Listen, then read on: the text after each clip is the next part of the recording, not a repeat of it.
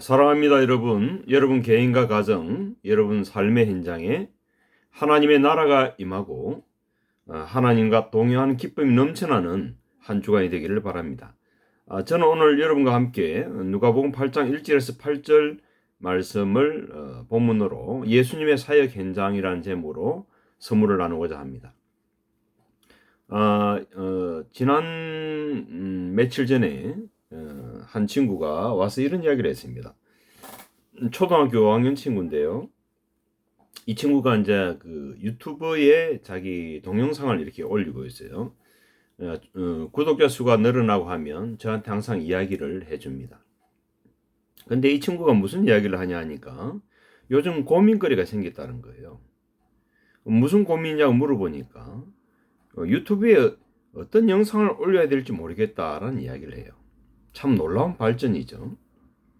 개인적으로는 참 그 친구가 그런 말을 하길래 감사한 마음이 저절로 들었어요. 고객들에게 어떤 내용을 줄 것이냐, 고객들의 필요를 채우는 생각을 하고 있지 않습니까? 참 놀라운 이야기입니다, 여러분. 놀라운 발전들이 이 친구에게 있겠죠.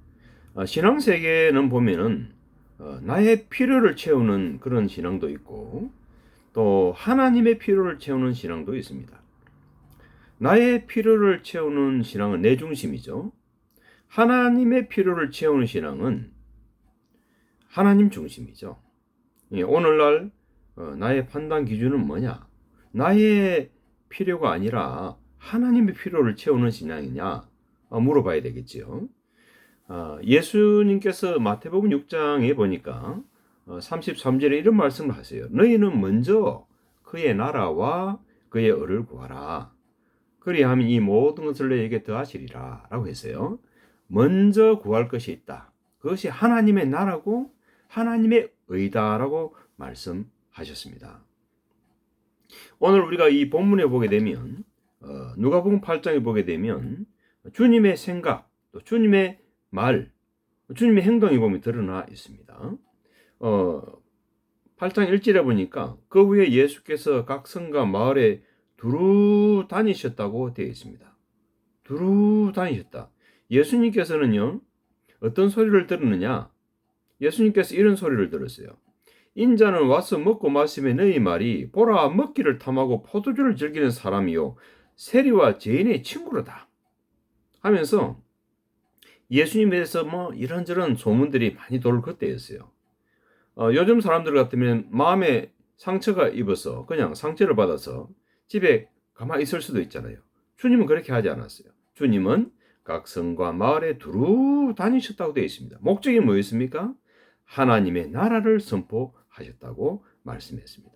그리고 하나님의 나라를 선포하시면서 그 복음을 전하시는데 12 제자도 함께했다. 그리고 악기를 쫓아내셨고 병고침을 사람들이 받게 하셨다는 거예요. 그러니까 특히 이제 그 중에 어떤 여자들, 또 7 귀신이 나간 자 막달라인이라 하는 그 마리아, 또 헤롯의 청지기 구사의 아내 요한나, 수산나, 뭐 다른 여러 여자가 함께해서 자기들의 소유로 예수님을 섬겼다라고 되어 있습니다. 어쨌든 예수님의 이 사역은 하나님의 나라를 선포하면서 말씀 사역을 했던 거예요. 가르치고 전파하고 치유하는 이 사역을 하셨던 것입니다. 근데 그 일을 쭉 하게 되니까 사람들이 자기들의 소유로 예수님과 그 제자들을 섬겼음을 성경은 기록하고 있습니다. 자기들의 소유로 그들을 섬기더라라고 되어 있잖아요. 그래서 여러분 주님의 생각은 두루 다니시면서 하나님의 나라를 선포하셨습니다. 그 복음을 전하셨습니다. 악귀를 쫓아내고 병을 고치고 그 복음을 전하셨습니다. 이 말씀 사역을 주님이 하셨다는 거죠. 특히 이제 4절에서 보면은 8절까지 내용에 보게 되면 예수님께서 이 말씀 사역을 하시는데 특징이 있어요. 주님의 말씀 사역의 특징은 무엇이었느냐 하니까 비유로 말씀하셨다고 되어 있습니다. 각 동네 사람들이 예수께로 나와 큰 무리를 이루니 예수께서 비유로 말씀하시되라고 되어 있죠. 왜 예수님께서 비유로 말씀하셨을까요? 예수님께서 이 비유로 말씀하시는 것은 너희와 그들을 구분하고 있다는 것을 말씀하고 있는 거예요. 보세요. 각 동네 사람들이 예수께로 나와 큰 무리를 이루니 예수께서 비유로 말씀하시되 씨를 뿌리는 자가 그 씨를 뿌리러 나가서 뿌릴새 들어는 길가에 떨어짐에 밟히며 공중의 새들이 먹어버렸고 들어는 바위 위에 떨어짐에 싹이 났다가 섞기가 없으므로 말랐고 들어는 가시떨기 속에 떨어짐에 가시가 함께 자라서 기운을 막았고 들어는 좋은 땅에 떨어짐에 나서 백배의 결실을 하였느니라. 이 말씀을 하시고 외치시되 들을 귀 있는 자는 들을지어다 라고 했거든요. 그러고 나서 9절과 10절에 보니까 제자들이 그 비유의 뜻을 물었잖아요. 그때 주님이 뭐라고 말씀하십니까?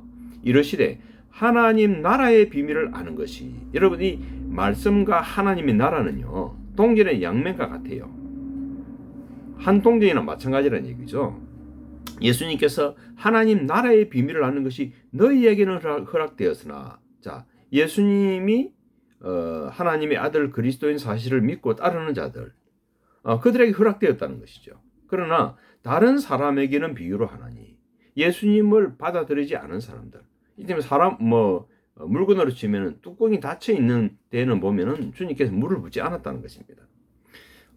그래서 이유가 있었어요. 이는 그들로 보아도 보지 못하고 들어도 깨닫지 못하게 하려 함이라. 이 비유는 이러하니라. 씨는 하나님의 말씀이요. 그렇죠? 하나님의 말씀이요. 주님의 이 사역의 특징은 사실은 하나님의 나라를 선포하는데 이 하나님의 나라는 하나님의 말씀을 통해서 이루어지고 있다는 것을 가르치고 있는 것입니다. 길가에 있다는 것은 말씀을 들은 자니 이에 마귀가 가서 그들이 믿어 구원을 얻지 못하게 하려고 말씀을 그 마음에서 빼앗는 것이요. 여러분, 말씀을 그 마음에서 뺏어가는 존재가 마귀다라고 주님이 말씀하셨어요. 그럼 우리가 살아갈 때 내가 하나님 말씀에 의지해서 생각하고 계획하고 말하고 행동하는 사람과 말씀을 저버리는 사람, 하늘과 땅 차이라는 거죠. 바위 위에 있다는 것은 말씀을 들을 때 기쁨으로 받으나 뿌리가 없어 잠깐 믿다가 시련을 당할 때 배반하는 자요. 가시떨기에 들어있다는 것은 말씀을 들은 자이나 지내는 중 이생의 염려와 재물과 향락의 기운이 막혀 온전히 결실하지 못하는 자요. 좋은 땅에 있다는 것은 착하고 좋은 마음으로 말씀을 듣고 지켜 인내로 결실하는 자니라 라고 했어요. 그래서 주님의 말씀의 특징은 비유로 말씀했고 그 이유는 너희와 그들을 주께서 구분하셨어요. 또 하나님의 말씀을 주님께서 소중히 여기셨다는 걸 알 수가 있습니다. 구별했다는 것은 이 말씀이 들어갈 야 대상을 주님께서 선정하고 있는 거예요. 말씀을 듣고 지키고 인내로 결실하는 이것이 보면은 이러한 가정들은 보게 되면 자기를 부인하고 자기 십자가를 지는 가정들을 통해서 사실은 이루어지는 것입니다. 여러분, 우리가 하나님의 자녀가 틀림없지요. 그러면 하나님의 나라에 관심을 기울이시고 또 하나님의 말씀에 귀를 기울이시고 그 말씀에 의지하여서 생각하고 말도 하고 행동함으로 하나님의 기쁨 되기를 축복합니다. 하나님, 오늘 이 말씀을 들은 모든 사람들이 성령 충만, 말씀 충만하여서 하나님의 기쁨 되게 하시고 하나님의 의가 되게 하시고 우리 하나님께서 쓰시고자 하는 대로 그와 그의 후손들이 아름답게 쓰임받게 하옵소서. 축복하오며 예수님의 이름으로 기도합니다. 아멘.